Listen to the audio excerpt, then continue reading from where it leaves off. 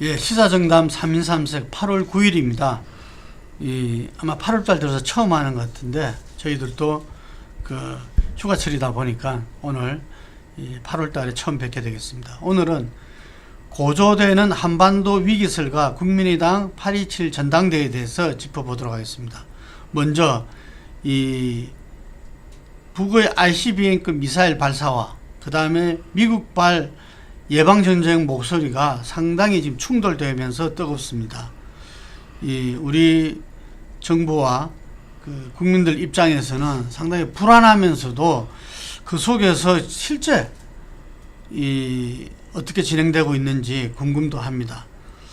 어떻습니까? 일단 북의 핵미사일 능력 강화, 이거는 미국의 국방연구소에서도 뭐 이렇게 이제 핵탄두의 소형화라든지 그 다음에 대기권 재진입, 이거는 이루어진 것 같아, 이렇게 판단을 했다는데, 대기권 재진입 부분들은 아직은 이렇게 퀘스천 마크를 달고는 있고요. 미국에서 네. 분석하는데, 그다음에 7월 29일 날 이렇게 미국 이제 북한이 미사일 ICBM급이라고 하는데 사실상 뭐 대륙간 탄도 미사일로 봐야 될 부분인데, 그것이 이제 사정거리가 이제 미국 본토, 북한 조장으로서는 이제 미국 저 서부권까지, 미국으로서는 이게 동북권이다 이렇게 하는, 어쨌든 이제 미국 본토의 사정권에 들어갔다는 부분들은 뭐 양쪽 다 인정을 하고 있는 부분들인 것 같고요.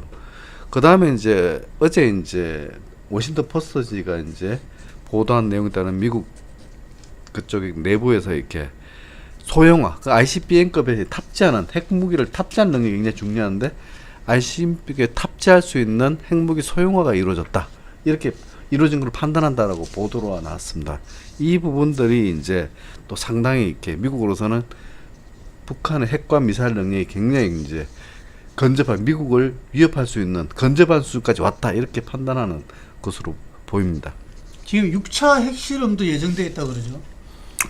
6차 핵실험도 할 가능성이 있다고 하는데, 그건 뭐 지금 상황에서는 6차 핵실험을 해야지 뭐 그 추가적으로 핵능력이 그 입증되고 이런 상황이 아니기 때문에 할 수도 있고 안 할 수도 있다고 봅니다. 그런데 다만 이제 이 전문가들이나 미국이나 또 우리 정부의 어떤 그런 관계자들, 이런 사람들 대부분 올해 내에 그 ICBM을 그걸 하거나 아니면 ICBM에 탑재할 어떤 소량화, 경량화가 이루어지기는 어려울 거다, 내년쯤 넘어가야 되지 않겠냐, 이렇게 봤었는데, 의외로 이제 빠른 속도로 원래 중반 넘어오면서 이미 이제 이루어진 것으로 봐야 된다, 이런 그게 나오면서 미국도 상당히 이제 그 좀 어떻게 보면 그 긴박해졌고, 우리 정부도 좀 긴박해진 그런 상황이라고 봐야 될 것 같습니다. 예방전쟁 옵션이라는 게 뭘 이야기하는 거죠? 그 뭐 쉽게 설명하면은 미국이 예방전쟁, 영어로 얘기하면 이제 프리벤티브 워라고 해가지고 이제 전쟁을 막기 위한 전쟁입니다. 근데 이것이 이제 그 사례가 이라크 전쟁이었습니다. 굉장히 이렇게 무시무시한 전쟁으로 갔던, 말은 예방전쟁이면 실질 전쟁이라고 봐야 되는 부분들입니다. 근데 이 부분들을 옵션으로 이제 공개적으로 자꾸 거론하고 있다는 것이 우리나라로 봤을 때는 굉장히 이렇게 부담스럽고 굉장히 이렇게 좀 답답한 부분들입니다. 표현은 예방전쟁이지만 달리 말하면 선제 타격을 할 수 있다. 기존에 이야기했던 이라크 경우에도 그 화학무기가 있다는 걸 전제로 선제 타격을 했던 거거든요. 미국에서 선제 타격을 하면서 그게 이제 전쟁으로 갔던 건데, 나중에 이제 그 화학무기가 존재하지 않는 것으로 나중에 밝혀졌죠. 하지만은 공격의 어떤 그런 이 명분으로 그 화학무기의 존재를 이야기를 하면서 미국이 그 선제 타격을 한 건데, 지금 또 이제 지금 북한이 ICBM을 그걸 했다, 소량화를 했다, 그 다음에 또 어떻게 보면 북한에서 이야기한 이상으로 미국에서 이렇게 좀 호들갑을 떨면서 저렇게 나오는 것이 타격의 명분을 이렇게 갖추기 위한 거다, 이렇게 볼 수 있는 측면도 있는 거죠. 트럼프 대통령은 전 세계가 보지 못한 하염과 분노를 직면할 것이다, 이렇게 이제 경고를 했는데, 맥케인 상원의원 같은 경우는 정말 뭔 말하는지 모르겠다, 도움이 안 되는 이야기를 하고 있다, 이렇게 비판했습니다.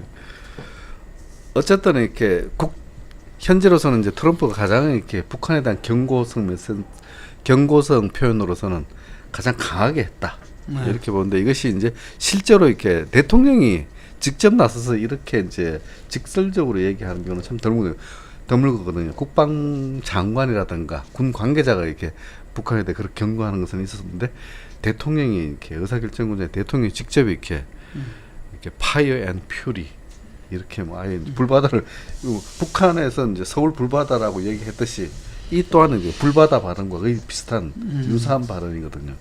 트럼프 스타일이죠. 그러면 북한은 미국의 경고에 군사적 도발 위협으로 맞대응하고 있습니다. 처음으로 이렇게 이 지역을 특정해서 이 포위 사격 검토를 경고했죠. 예. 감을 타격을 할 수 있다는 이야기를 했는데 이게 이제 시점이 지금 8월 15일 전후로 아시다시피 우리나라 을지 가디언 네. 연습, 을지 포커스 가디언 그게 실시가 되고 또 그때 되면 미국의 전략 자산들이 또 그 전개가 될 거다 이런 상황이기 때문에 북한으로서는 어느 때보다도 이 미국이 선제 타격을 가할 그 위험성이 높은 시기다 이렇게 보기 때문에 북한 나름대로는 이 최강도의 어떤 또 이 그 군사적 대응책을 지금 그 공개화했다고 그렇게 봐야 될 것 같습니다.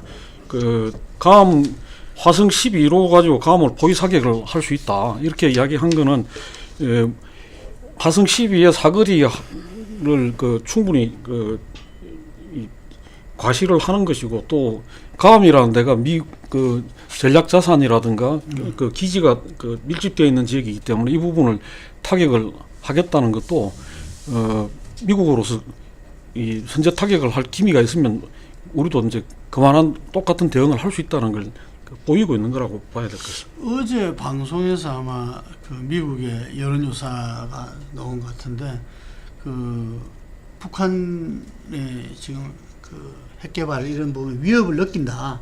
이 부분들이 상당히 높더라고요. 예. 가반이 넘던데 보니까. 예. 그래서 미국에서도 상당히 미국 사람들은 제일 이상한 게 왜 이렇게 위협이 가중되고 불안이 가한데도 대한민국 사람들은 전혀 동요하지 않을까. 지금 보수 정당에서도 그 이야기를 많이 하더라고요. 안보 불감증에 돼 있다고. 예, 오늘 이제 코스피 지수가 약간 떨어졌는데 이제 뭐 이 정도 어떤 상황, 코리안 리스크라고 표현도 하는데 상황에 이렇게 우리나라 국민들 또 우리나라 시장 이런 부분들은 뭐 그렇게 이제 주위에서 보듯이 그렇게 호들갑스럽게 가진 않고 굉장히 이렇게 좀 차분하게 보는 그런 측면이 있습니다. 무엇보다 여기에 대해서는 이렇게 우리 정부 부분들이 문 대통령이 이렇게 어제 트럼프 대통령하고 이렇게 전화 통화를 하면서 그렇죠. 한반도 전쟁 불용 용인할 수 없다 이런 부분들을 굉장히 강하게 얘기를 했습니다. 대북 제재 이런 부분들도 굉장히 강하게 얘기를 했지만은 뭐 이런 부분들도 이제 뭐 한몫을 하고 있는 부분 아닌가 뭐 그렇게 판단되는 부분도 있습니다. 어쨌든 뭐 코리아 패싱이다 이런 말들도 지금 나오고 있는데 문재인 정부 대통령의 역할이 이 김박한테 상당히 중요하리라고 보는데요. 예, 우리가 과거에 이제 김영삼 정권 때도 미국이 심각하게 그 북한 타격을 검토를 했던 적이 있습니다. 당시에도 영병이네 그때 선제 타격. 예. 그때도 김영삼 정부에서 완강하게 절대 선제 타격 안 된다는 입장이었기 때문에 미국이 그런 검토를 이제 철회를 했는데 마찬가지로 지금 또 미국이 아무리 뭐 이렇게 북한과 하고 서로 이제 말로 이렇게 험악하게 간다 하더라도 우리 정부가 확실하게 중심을 잡고 전쟁은 안 된다, 그다음에 선제 타격 안 된다 이런 입장을 견지한다면 미국으로서도 우리 동의 없이 함부로 북한을 선제 타격하는 것은 있을 수가 없는 일이다. 왜냐하면 그렇게 해가지고 만약에 남쪽이 엄청난 피해를 입게 되면 그 책임은 명백하게 미국 정부가 져야 되는 것이기 때문에 그 상황을 감당할 수가 없을 거다. 그건 미국 내에서도 그렇기 때문에 뉴욕 타임스나 이런 데서는 너무 자꾸 이제 말로만 그거 할 게 아니라 실질적으로 문제를 해결할 수 있는 대화책을 강구를 해야 된다 이런 주장들이 나오거든요. 그런 점은 지금 어떻게 보면 가장 서로 상대를 자극하는 어떤 그런 그 정점에 어떤 그런 치닫는 설전을 벌이고 있지만 또 한편으로는 해결책을 뭔가 그 만들어내야 되는 그런 시점으로 또 치달아가고 있는 것이기도 하다 그렇게 봐야 될 것 같습니다. 유엔에서 이 안보 상임이사에서 대북 제재에 대해서 만장일치로 통과를 했다. 네, 예. 그런데 어쨌든 그게 뭐 여러 가지가 있죠. 이 자기들이 수산물 수출이라든지 석탄 수출, 예, 예. 그리고 해외 노동자 파견 뭐 이런 부분들을 다 금지시켜 놨지만 어쨌든 원유라든지 이런 부분들을 빠짐으로 해서 예. 과연 이 대북 제재가 실효성 부분이 어느 정도일까 이런 부분들은 좀 회의도 있는 모양이던데요. 뭐 사실상 이렇게 해외 인력 송출된 부분은 동결이기 때문에 기존에 나가 있던 인력 수준들이 이렇게 철수가 아니거든요. 그 다음에 이제 북중 무역이 대다수인데 그 중에 그 중국이 이제 뭐 통계 수치를 웬만큼 이렇게 뭐 슬쩍슬쩍 한다고 그러면은 이게 이제 3분의 1 정도 수출 감소 효과가 있다고 하는데 실제 그렇게 될지 그것도 실제 뭐 실효성이 의문이 있는다가 제일 핵심 부분들이 원유 공급 중단 부분들하고는 전혀 거기는 근처도 가지 않았습니다. 그래서 이렇게 말은 요란했지만 가장 강도 높은 제다 하지만은 실제 실효성에서는 과연 뭐 어느 정도 있을까? 뭐 이게 대해서 회의를 많이 하는 상황입니다. 네, 그러니까 우리가 이제 좀 그 냉정하게 봐야 될 부분이 중국하고 북한하고 무역이나 어떤 거래에서 이 중국이 일방적으로 북한한테 시혜를 주는 것이라고 생각을 하는 것은 대단히 잘못된 시각이다. 왜냐하면 그 중국에서 그 북한하고 그 접경하고 있는 지역에서는 북한하고의 무역을 통해서 중국 쪽 사람들도 굉장히 그 일정한 혜택을 보면서 누리고 있는 것이거든요. 그런 점에서 그걸 뭐 이렇게 그 중국 쪽에서 일방적으로 다 끊으면 그 북한은 타격을 받고 중국은 뭐 별 영향이 없다고 생각하는 것 자체가 잘 성립이 안 되는 이야기고, 또 한편으로는 지금에서는 북한으로서는 러시아 쪽하고 굉장히 좀 지금 그렇죠. 또 거래가 규모가 있게 진행이 되고 있다. 그런 점에서는 그 중국과 러시아까지를 완전히 이제 포함하는 어떤 봉쇄망 내지는 어떤 그런 제재 압박 이런 것은 사실상 힘들다. 더군다나 지금 한미일 삼각 동맹 형태로 해가지고 대북 압박을 가하는데, 그러면 그럴수록 거꾸로 북중러의 어떤 삼각 관계도 훨씬 그건 오히려 공고해질 수 있다고 봐야지. 북중러가 스스로 이쪽은 동맹을 해가지고 압박을 하는데 해체가 되고 약화될 거다 이렇게 기대하는 것은 조금 아니한 어떤 판단이다 그렇게 봐야 될 것 같습니다. 예, 지금 핵 협상 직전에 북미 치킨 게임 양상은 더욱더 심화되리라 봅니다. 그런데 북한은 어쨌든 미국과의 직접 협상을 통해서 체제 안전 및 경제 협력 등을 추구하고 있는데, 미국도 좀 전에 이야기하신 대로 유엔 대북 제재 실효성 한계와 또 한국이 전쟁 반대를 명확히 하고 있기 때문에 결국은 미국도 대화 가능성이 높지 않나 이래 보는데, 어쨌든 뭐 이거는 뭐 예단하기는 쉽진 않은 것 같고요. 어쨌든 그런 흐름으로 가지 않을까라고 하는 것이 이제 전문가들이 대체적으로 이렇게 바라보는데, 이 시간은 좀 걸릴 것이다. 아직 뭐 6차 핵실험 부분도 있고, 그러니까 서로 간의 명분을 잡아나가는 과정도 있고, 그래서 뭐 쉽게 뭐 한순간 해결되기보다는 올해 연말을 넘겨야 되지 않느냐, 내년까지 가지 않는가, 뭐 이런 이제 예측들은 나오고 있습니다. 8월 위기설은 어떻습니까? 예, 뭐 지금 충분히 그런 위기설이 나올 만한 객관적인 상황이나 어떤 그게 존재하고 있죠. 하지만은 또 한편으로 생각하면 이런 막연한 위기설 내지는 뭐 이렇게 우리도 전쟁에 대비해야 된다 이런 거 하면서 이 핵무장론이라든가 뭐 전술핵 재배치론 뭐 등등 여러 가지 이제 주장이 나오고 있지만, 그게 얼마나 실효성 있는 주장인지 의문이고, 오히려 이럴 때일수록 평화담론을 좀 더 우리가 강화를 해야 되는 거 아니냐. 추상적인 그거로서의 어떤 통일 문제가 아니라 어떻게 하면 한반도에서 평화를 지켜내고 전쟁의 위협을 줄여나갈 수 있느냐, 이런 문제들에 대해서 실질적인 고민을 해야 되고, 정치권도 그런 방향에서 좀 고민하고 접근해 가야 되는 거 아닌가 그렇게 생각이 됩니다. 네. 뭐 또 덧붙일 이야기 있습니까? 네. 네. 하여간에 고조되는 한반도 위기 모두 정신 차리고, 특히 이 청와대와 문재인 대통령은 정말 그 미북 간에 이런 이 마찰과 충돌이 오지 않도록 우리가 잘 이 전략적인 어떤 역할을 수행해야 되지 않을까 싶습니다. 이 두 번째로 지금 국민의당 8.27 전당대회입니다. 이 부분 전당대회가 안철수 전 대통령 후보가 이 출마를 한다 해가지고 굉장히 지금 현재 당내 갈등이 커지고 있습니다. 이 안철수 후보는 본인이 정치적 미래를 봐서는 출마하지 않아야 되지만 당의 생존을 위해서 나올 수밖에 없었다. 당이 지금 이 4~5%라는 것은 거의 심정지 상태다. 그 전기 충격으로 의사 출신이잖아요. 이제 전기 충격 요법만이 남아 있고 그걸 자기가 해야 된다.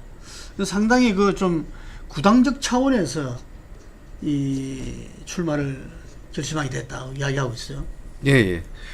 어쨌든 이렇게 국민의당 자체가 이렇게 뭐 제보 조작 사건으로 상당한 위기에 빠졌는데 그 부분들을 극복하기 위해서 이제 당을 구하기 위해서 나왔다고 하는데 실제 보면은 이제 안 전 대표의 어떤 출마는 본인의 정치적 활로 부분들하고 더 가깝지 않느냐. 그게 있지.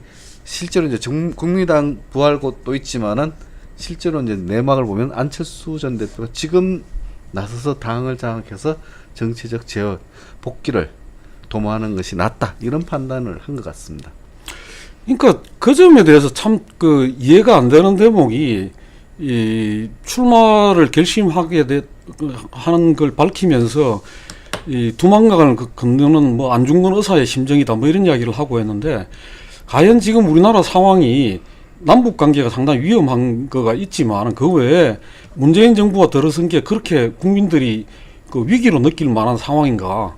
또 한 측면에서는 국민의당이 저렇게 4~5%대 지지로 내려간 것이 이 우리 국민들 전체가 그렇게 그 위험하게 생각을 하고 또 어떤 그런 그 적으로 생각할 만큼 절박한 문제인가. 결국은 국민의당이 그렇게 지지가 떨어진 것은 대선 패배도 있고 대선 패배와 더불어 가지고 안철수 후보가 대선 과정이나 대선 이후에 어떤 그거에서 전혀 국민의 기대에 미치지 못하는 모습을 보임으로 해가지고 어떻게 보면 그동안 막연한 기대라는 것이 전부 다 그 허상으로 드러나면서 추락을 했단 말이죠. 근데 그것에 대한 어떤 그 책임을 통감하고 어떤 그 새롭게 거듭나는 어떤 그런 그 모습을 보이고 어떤 그런 그 반성과 어떤 이 어떤 새롭게 그 좀 하는 모습을 보이지 않고 금방 다시 나서서 저렇게 하겠다는 것이 얼마나 그 호응을 얻을지는 제가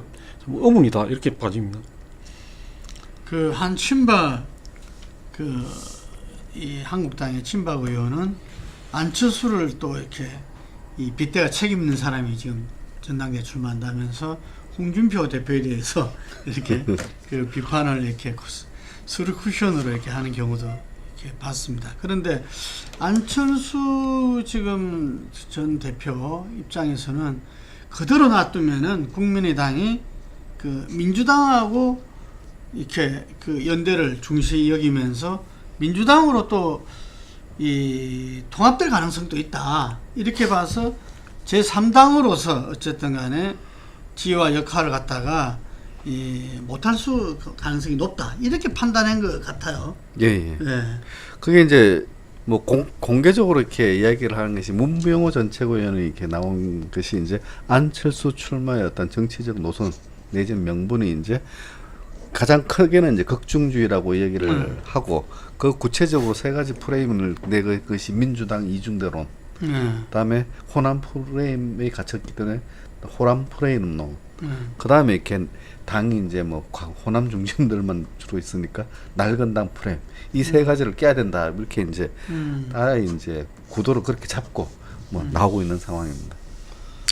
근데 그 부분도 마찬가지의 이제 반론이 성립될 수 있는데 국민의당이 이제 그 전번에 그 민주당하고 분당을 해갖고 나갈 때 이 호남을 그 자기들이 스스로 이제 그 적을 한 거죠. 호남당을 자처를 한 것이고 또 어떻게 보면 이 세를 불리기 위해서 뭐 동교동 그 구정치인들이나 이런 사람들을 그 받아들이면서 스스로가 어떻게 보면 그 낡은 프레임을 그 자초를 한 것이죠. 그리고 더 나아가서 지금 이 다당제를 지키기 위해서는 민주당 그가 합쳐서는 안 되고 다당제를 가야 된다고 하는데, 과연 안철수 후보가 그 지난 대선을 그걸 하면서 다당제를 지키는 데 있어 가지고 그 어떤 역할을 했는가, 이 점에 대해서도 좀 그 진지한 재검토가 있어야 된다고 봅니다. 극중주의라는 게 이 프랑스 지금 신임되는 마크롱이 좀 이야기를 하고 했던 모양인데, 이 이상돈 의원은 이게 불쉿, 이렇게 영어로 허튼 소리다. 허튼 소리다 이러면서 했는데, 실제로 극정주의를 갖다가 이야기한 그 정치학자나 이런 분들도 이 상당히 이게 지속 가능성이 어렵다 한 뜻에서 이걸 이야기했다고 그러더라고요. 그러니까 이제 극중주의라고 해서는 중도를 단순히 중도를 지향한 게 아니라 극을 레디칼로 표현하더라고요. 아주 극단적으로 실천하는 의미에서 그야말로 중도, 진짜 중도 이런 의미입니다. 그러니까 이제 현재 국민의당 노선이 천 의원이라든가 천정배 의원이나 정동영 의원 같은 경우는 이게 중도가 아니다 이런 뜻의 함의를 담고 있습니다. 뭐 개혁 노선 이런 얘기를 하니까 극중은 현재 국민의당 노선이 보다 중도, 보다 철저한 중도로 가자 뭐 이런 의미인데, 뭐 이런 부분들은 뭐 좀 또 지켜봐야 될 대목이지만은 뭐 바른정당과 연대라든가 이런 이야기도 슬슬 나오는 부분들까지 다 포함해서 계속 지켜봐야 될 필요가 있는 부분입니다. 그러니까 우리 정치에서 중도를 저걸 하는 것이 이때까지 얼마나 성공을 거뒀는지 이건